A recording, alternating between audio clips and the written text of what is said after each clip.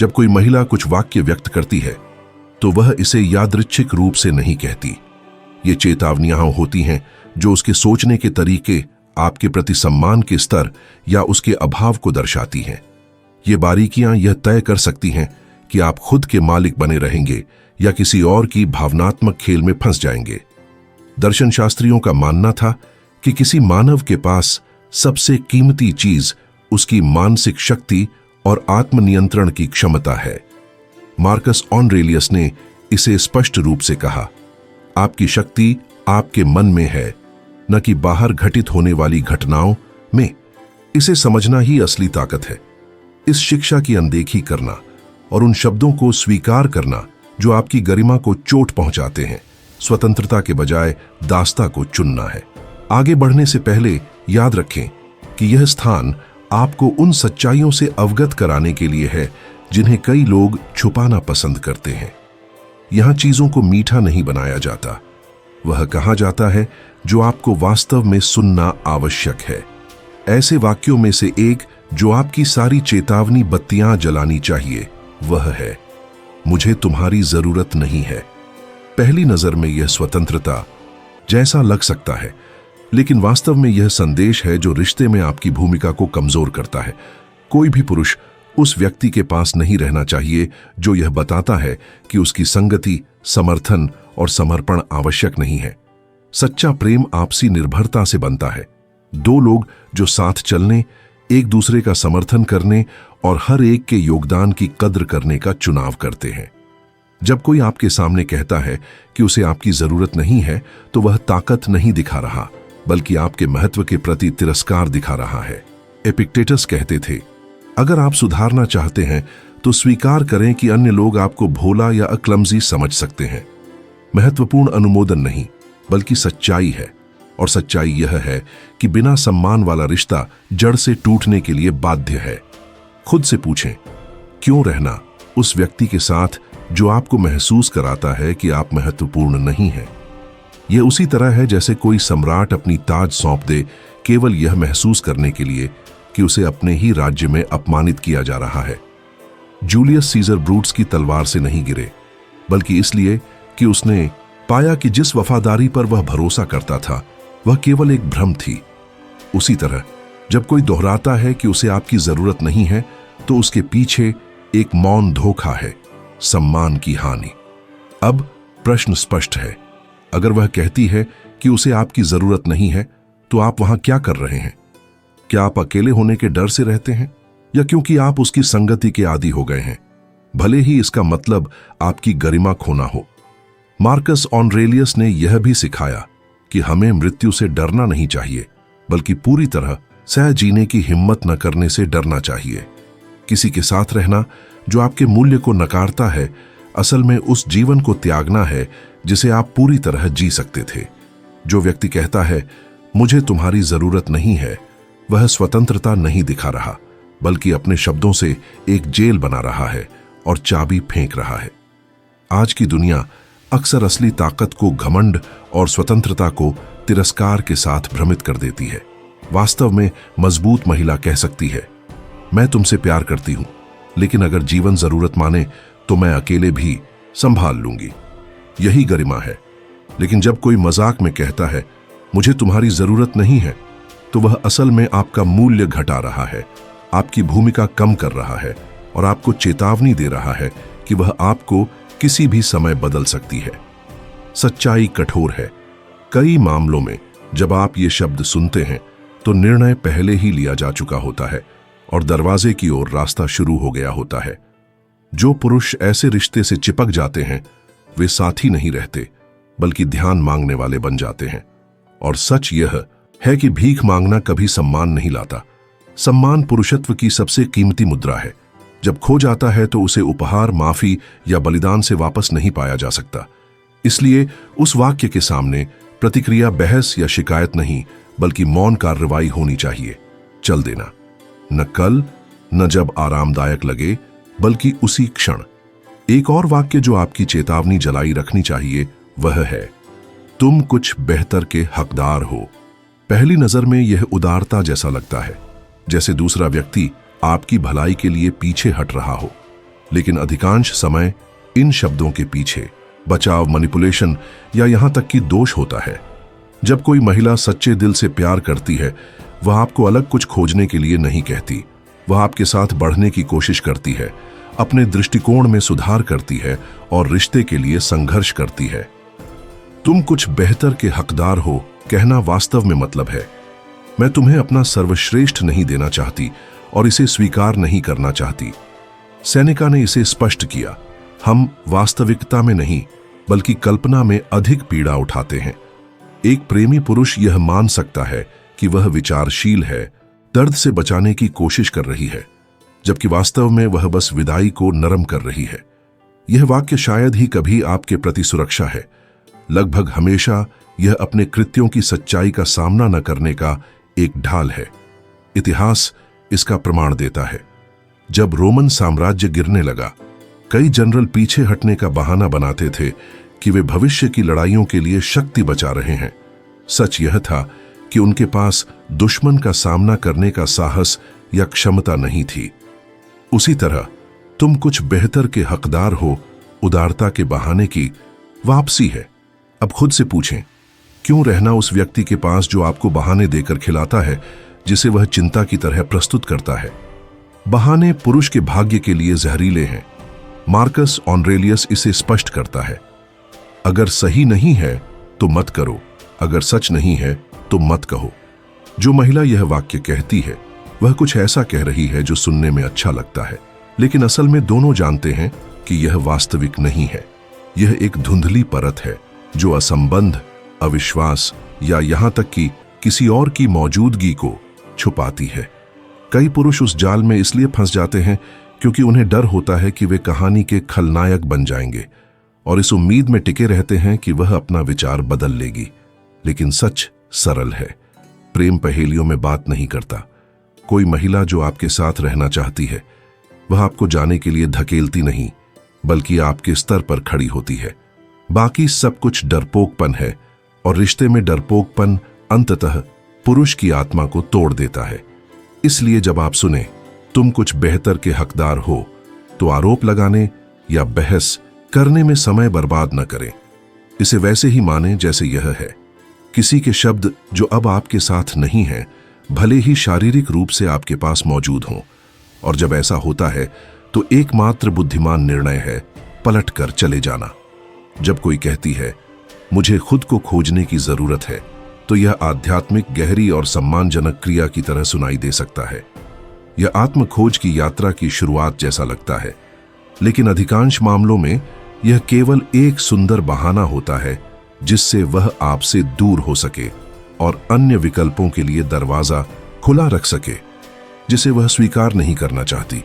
अगर वह सच में खुद को जानना चाहती तो वह यह कर सकती थी बिना अपने रिश्ते को तोड़े या आपके साथ उसके संबंध की कदर किए बिना।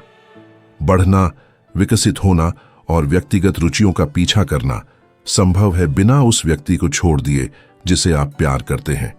उस वाक्य के पीछे अक्सर बिना प्रतिबद्धता की स्वतंत्रता, पारदर्शिता के बिना स्थान और कई बार आपको सुरक्षा जाल की तरह रखते हुए नए विकर्षण, प्रभाव या किसी और की खोज करने की इच्छा छिपी होती है।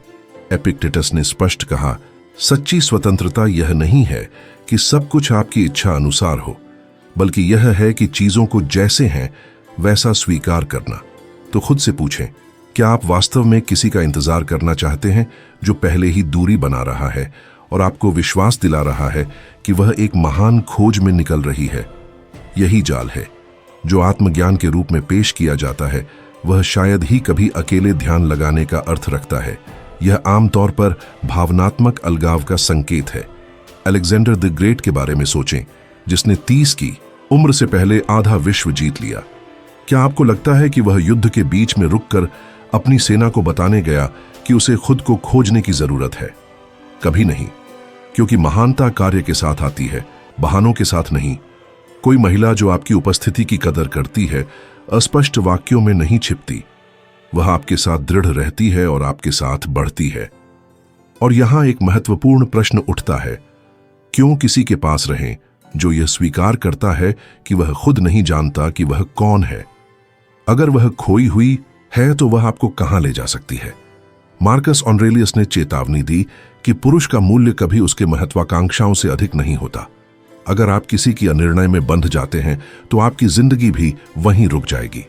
आधुनिक दुनिया ने इस वाक्य को रोमांटिक बना दिया क्योंकि यह स्वार्थ के लिए एक स्वीकार्य बहाना बनाता है। वास्तव में मुझे खुद को खोजने की जरूरत है का मतलब अक्सर होता है, मैं अभी तुम्हें नहीं चाहता, लेकिन मुझे यह सीधे कहने का साहस नहीं है। इसलिए पुरुषों, ध्यान दें, किसी के भ्रम के बीच में विकल्प न बने। आपका समय और जीवन बहुत मूल्यवान है कि आप उसे खो चुके किसी के इंतजार में बर्बाद करें। जब आप ये शब्द सुने तो खुद से इतना प्यार करें कि उसे बिना पीछे देखे जाने दें। प्रतीक्षा न करें, चिपके न रहें और पीछा न करें, क्योंकि जब वह खुद को ढूंढ रही है तब आप अपनी जिंदगी बनाने और पुरुष के रूप में खुद को मजबूत करने में व्यस्त हों। जब आप अपनी जिंदगी और चरित्र का निर्माण शुरू करेंगे तो आप पाएंगे कि सच्चा नुकसान कभी वह महिला नहीं थी, बल्कि वह सारा समय था जो आप उसे इंतजार करने में बर्बाद कर चुके थे। एक सबसे खतरनाक वाक्य जो आप सुन सकते हैं वह है, तुम मेरे लिए बहुत अच्छे हो। पहली नजर में यह तारीफ लग सकती है, यहां तक कि आपके मूल्य की स्वीकृति जैसा भी सुनाई दे सकता है, लेकिन वास्तव में इसमें प्रशंसा नहीं बल्कि स्वीकारोक्ति है। वह आपको बता रही है कि वह उस स्तर तक नहीं पहुंच सकती या नहीं चाहती जो आप प्रदर्शित करते हैं। यह छुपकर यह स्वीकार करने का तरीका है कि वह आपके साथ बढ़ने के बजाय हार मानना पसंद करती है। जब कोई यह शब्द बोलता है तो वह वास्तव में यह संकेत दे रहा होता है, तुम्हारी अनुशासन, दृष्टि और शक्ति मुझसे अधिक है, इसलिए बेहतर है कि मैं तुम्हें यह मानने दूं कि समस्या तुम ही हो। यह एक मानसिक चाल है। इसे तारीफ मानकर आप बिना समझे टूटने को भी स्वीकार कर लेते हैं। सेनेका ने सदियों पहले स्पष्ट कहा, जिंदगी छोटी नहीं है, हम इसे बर्बाद करते हैं। और कई पुरुष वर्षों तक उन महिलाओं के साथ रिश्ते बनाए रखने में समय बर्बाद कर चुके हैं जिन्होंने पहले ही स्वीकार किया था कि वे आपकी स्तर तक नहीं पहुंच सकती। खुद से पूछें, उस व्यक्ति के पास क्यों रहें जो कहता है कि आप बहुत अच्छे हैं?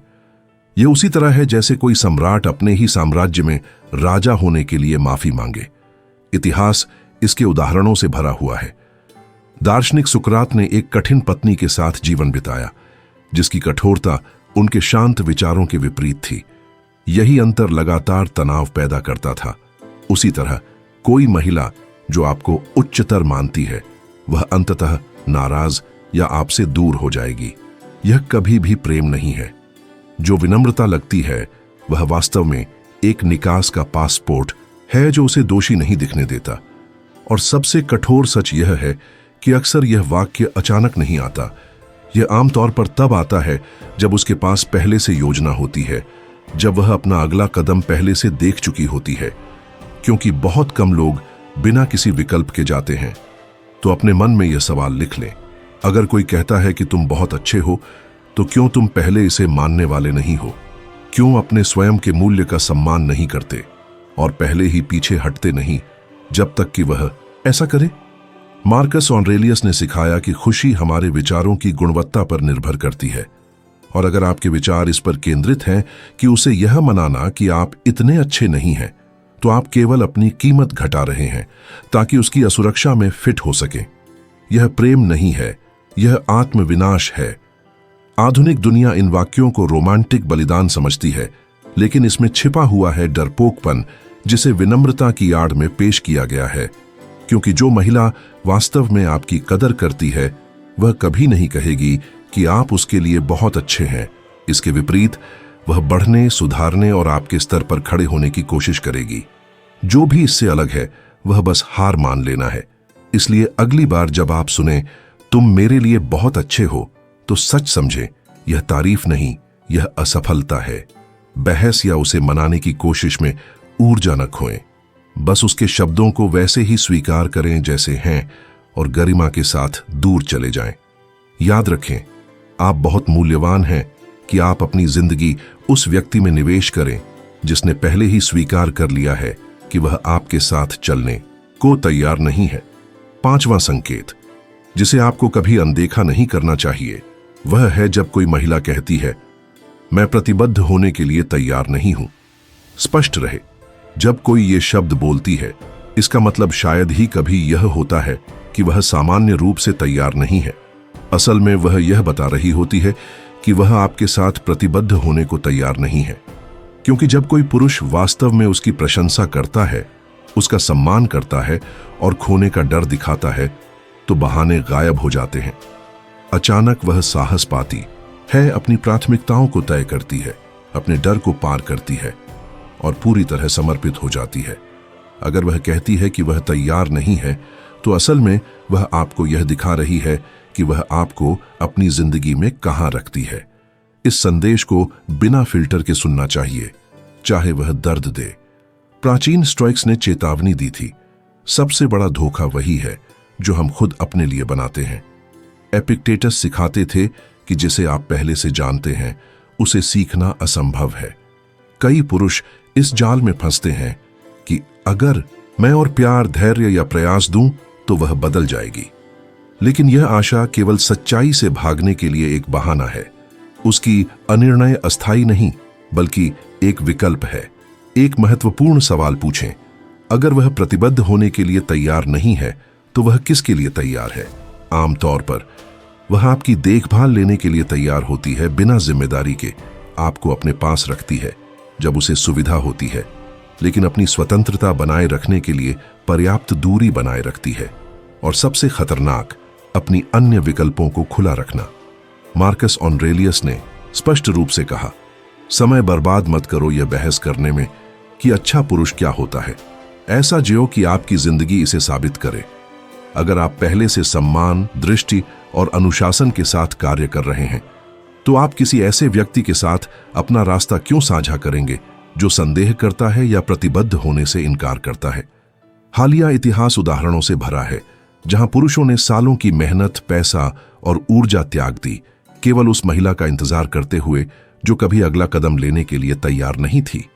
त्रासदी यह नहीं थी कि वह चली गई, बल्कि यह कि उन्होंने सच को नहीं देखा जब वह उनके सामने था। तो खुद से पूछें, क्या आप अपने सर्वोत्तम साल किसी के इंतजार में बिताना चाहते हैं जिसने पहले ही आपको बता दिया है कि वह तैयार नहीं है?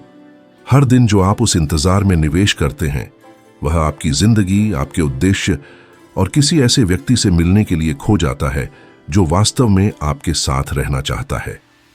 प्रतिबद्धता समय का मामला नहीं, बल्कि विश्वास का मामला है। कोई महिला जो वास्तव में आपके मूल्य को देखती है, उसे इसे टालने की जरूरत नहीं है। वह इसे अभी स्वीकार करती है, और अगर वह इसे स्वीकार नहीं करती, तो वहीं रहना कल इसे देखने में मदद नहीं करेगा। जब वह कहती है, मेरा पूर्व बेहतर था, एक पुरुष के लिए सबसे विनाशकारी वाक्यों में से एक है। मेरा पूर्व बेहतर था। जैसे ही ये शब्द उसके मुंह से निकलते हैं, रिश्ता गंभीर रूप से घायल हो जाता है। सम्मान प्रेम की नींव है, और जब तुलना आती है तो बंधन टूट जाता है। कोई महिला जो आपको किसी अन्य पुरुष से, और उससे भी बदतर अपने अतीत के किसी व्यक्ति से तुलना करती है, वह यह दिखा रही होती है कि उसके मन में आपका स्थान पहले ही कमतर है। और यह वह लड़ाई है जिसे आप कभी जीत नहीं सकते, क्योंकि आप किसी वास्तविक व्यक्ति के खिलाफ नहीं लड़ रहे हैं, बल्कि एक आदर्श स्मृति के खिलाफ लड़ रहे हैं। मार्कस ऑरेलियस ने लिखा कि दुहक बाहरी घटनाओं से नहीं, बल्कि हमारी व्याख्या से उत्पन्न होता है। और यहां संकेत स्पष्ट है।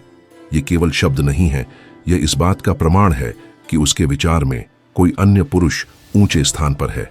अगर उसने इसे जोर से कहने की हिम्मत की, तो उसने इसे चुपचाप कितने समय से सोचा होगा। इतिहास हमें विभाजित वफादारी के खतरों की याद दिलाता है। मार्क एंटनी केवल रोम या क्लियोपेट्रा के कारण नहीं हारे, बल्कि इसलिए कि उसका दिल दो वास्तविकताओं में बंटा हुआ था। उसी तरह जब कोई महिला अपना ध्यान आपके और किसी अन्य के स्मृति के बीच बांटती है, भले ही वह शारीरिक रूप से आपके पास रहे, उसने पहले ही आत्मा में चले जाना है। कई पुरुष सोचते हैं कि वे उस प्रतियोगिता को जीत सकते हैं। वे अधिक प्रयास करते हैं, अधिक समर्पण करते हैं, अपने सार को त्यागते हैं ताकि पूर्व की छाया को मात दे सकें। लेकिन यह लड़ाई व्यर्थ है।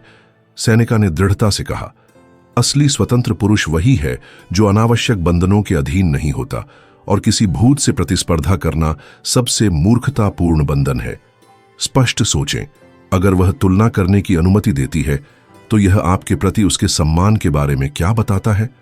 और इससे भी महत्वपूर्ण, अगर आप वहीं रहना स्वीकार करते हैं तो यह आपके अपने सम्मान के बारे में क्या कहता है? आधुनिक नाटक ने इस प्रकार की गतिशीलताओं को सामान्य बना दिया है, लेकिन सच सरल है। बिना सम्मान प्रेम असंभव है।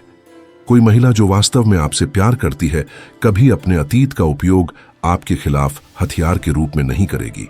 उसके लिए कोई बेहतर नहीं है, क्योंकि उसने आपको अपने वर्तमान और भविष्य के लिए चुन लिया है। बाकी सब कुछ खाली सिंहासन की छाया में रहना है। जब आप यह वाक्य सुने तो बहस करने या यह दिखाने की कोशिश न करें कि आप श्रेष्ठ हैं।